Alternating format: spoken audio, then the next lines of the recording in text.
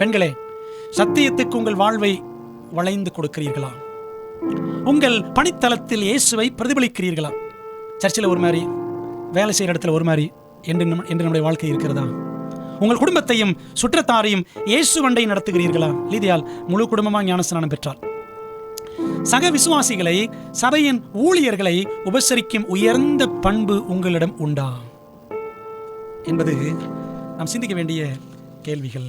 Herbert Lockyer all the women of the Bible என்ற புத்தகத்தில் பக்கம் 85 எழுதுறாரு. சொல்றாரு, நான் பரலோகத்துக்கு போகும் பொழுது இந்த ரத்தாம்பரம் விற்கக்கூடிய பெண்மணியை நாம் பார்ப்போம். எப்படி பார்ப்போம்? ரத்தாம்பரம்னா ராஜ குடும்பத்தில் உள்ளவங்க தான் அந்த துணிமணிகளை உடுத்துவார்கள்.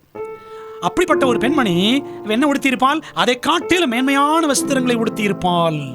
தியத்தீராவின் மிக பிரபலமான சாயம் பூசப்பட்ட அங்கிகளை அல்ல, ஆட்டுக்குட்டியானவருடைய இரத்தத்தால் தோய்த்து வெளுக்கப்பட்ட அந்த ஆடையை, பரலோகத்தின் அந்த வெண் வஸ்திரத்தை அவள் தரித்திருப்பதை நாம் காண்போம் அப்படின்னு அவர் எழுதுறாருங்க. நம்ம ஆண்டவருக்கு எங்க இருந்தாலும் சரி, குடும்பத்தில் இருந்தாலும் சரி, வேலை செய்கிற இடத்துல இருந்தாலும் சரி, நம் தேவனுக்கு சாட்சிகளாய் விளங்க வேண்டும் என்பது இந்த குடும்பம், லீதியால் குடும்பம் கற்றுத்தரக்கூடிய பாடம்.